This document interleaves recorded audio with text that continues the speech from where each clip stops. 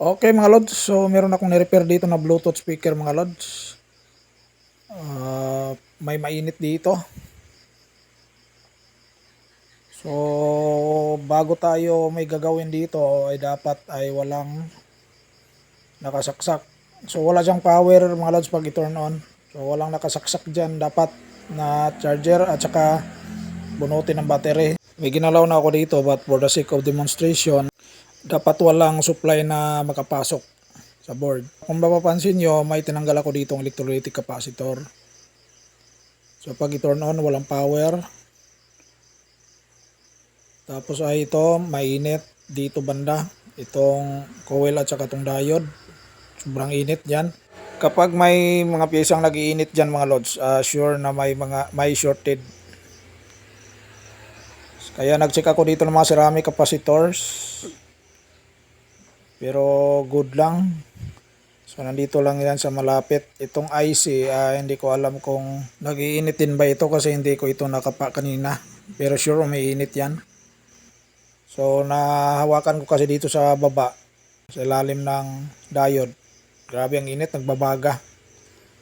Kaya ay chinecheck ko yung terminal ng electrolytic capacitor at shorted. Kaya binunot ko siya. So nandito lang pala yung salarin mga lods. Bihira namang mangyari na ang electrolytic capacitor mga lods ay mag-short.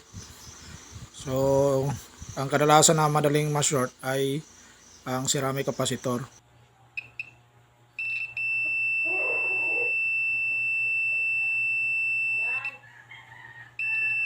So ito, napalitan ko na to mga lods. So bunot lang. At nawala na yung shorted na reading, kaya pwede na natin ibalik ang electrolytic capacitor.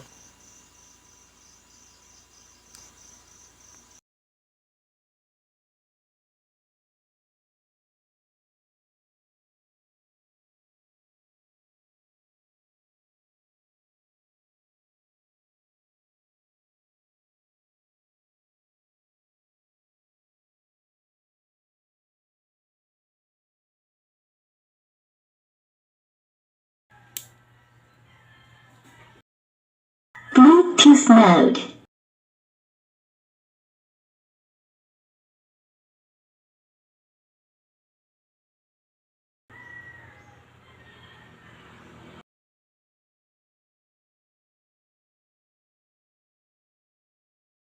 Bluetooth mode.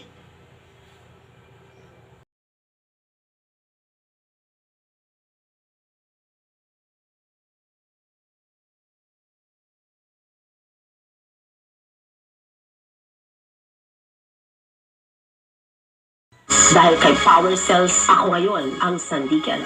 Mahalagang paalala, ang power.